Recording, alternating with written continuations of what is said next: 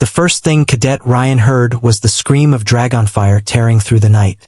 The sky above the fortress burned red as wings clashed and soldiers shouted in panic somewhere beyond the training grounds.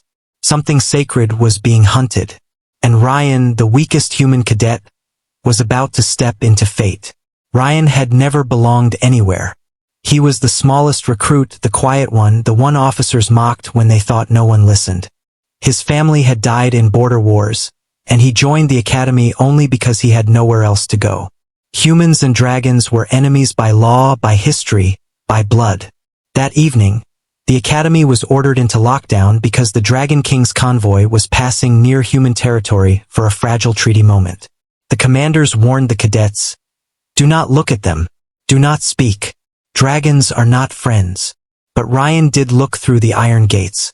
He saw towering armored dragon scales, like steel eyes, like ancient suns, and at the center, a young dragon prince, the heir walking beside the Dragon King. His eyes were tired, not cruel. Then betrayal came. A black arrow cut through the air from within the escort. It struck the prince's chest. Time froze. The Dragon King roared. Soldiers screamed. Chaos erupted as assassins cloaked in cursed fire rushed forward. Kill the heir. Tear down the treaty. The prince fell toward the ground, blood glowing against his scales. And without thinking, Cadet Rion ran. An officer shouted, "Stop, human! Stay back!" But Rion moved faster than fear. An assassin's blade flashed toward the fallen heir. Rion threw himself in front. Steel entered. Flesh pain exploded. Rion gasped. Not him. The assassin hesitated, shocked the human. Then the blade rose again, but erupted and the assassin burned into ash. Silence followed. Rion collapsed beside the prince, vision fading. The last thing he saw was the Dragon King lowering his massive face, eyes wide with disbelief. "A human shielded my son." Darkness swallowed him. When Rion woke, he expected chains or execution. But instead, he woke in silence. He lay on a bed of silver cloth inside a crystal chamber. His wound was wrapped in glowing herbs. He tried to sit up, but pain held him. Then he noticed them, dozens of dragons standing around him, warriors in full armor. They did not snarl. They watched in silence with something heavier than anger. Respect. At the front stood the Dragon King, crown of obsidian horns, eyes like burning galaxies. He stepped forward slowly. "Human cadet, do you know what you have done?" Rion trembled. "I just could not let him die." The king's gaze sharpened. "My heir carries the last pure blood of our line. If he died, our kingdom would fall into war." Rion swallowed. "I did not know," he whispered. "I acted without reward." "It was wrong," the king said. The chamber grew even quieter. Then the Dragon King spoke words no human had ever heard. "Kneel." Rion froze, but slowly he slid from the bed and knelt. The dragons around him moved. One by one, they lowered their heads, a hall of dragon warriors bowing to a human. Rion's eyes widened. "What is happening?" The king's voice was rough. "In dragon law, the one who shields the heir with their life becomes blood protected. Honor does not ask species." Rion's throat tightened. No one had ever called him honorable. Days passed. Rion stayed in the dragon citadel, guarded not as prisoner, but as guest. He heard whispers. "The human has courage.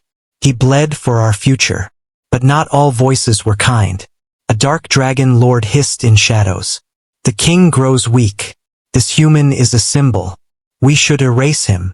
Rion's blood turned cold. On the seventh night, the prince awakened.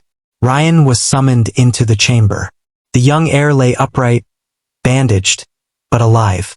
His eyes met Rion's. "You are the one," Rion whispered. "I am sorry I got in the way." "You got in the way of death," the prince said. Then he leaned closer. "Why did you protect someone you were taught to hate?" Rion's voice broke. "Because I know what it is to be hunted for existing." The prince stared deeply. Then he placed a clawed hand on Rion's chest. "You have the soul of a guardian." Before Rion could respond, alarms erupted. Assassins, the traitor faction, returned. The Dragon King's roar thundered through the halls. "Protect my heir," the prince whispered. "I cannot fight yet." Ryan's heart slammed. "They are here for you. Run," the prince urged. Ryan shook his head. No footsteps approached like doom. The chamber trembled with explosions. The door shattered. The traitor lord stepped inside, eyes glowing cursed red. "Well, well, the human," the lord sneered. Ryan stepped forward, shaking. "You will not touch him," the lord laughed. "You are nothing." Ryan's voice cracked. "I was nothing until I chose to matter." The traitor raised a blade of shadow fire. Ryan grabbed a fallen spear, heavy in his hands. The traitor struck. Pain exploded across Ryan's body. He felt blood spreading. The prince screamed, "Ryan!" The traitor lifted his weapon for the final blow. And then the Dragon King arrived. His roar shook the world. The traitor burned in divine flame. Silence returned. Ryan lay dying again.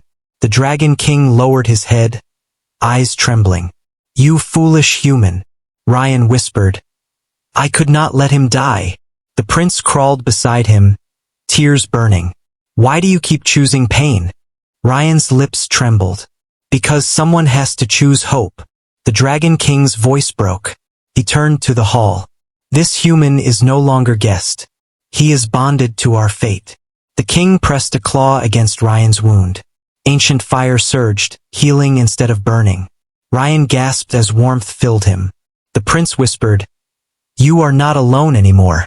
When Ryan opened his eyes again, he was surrounded by silent honor once more. But this time it was home.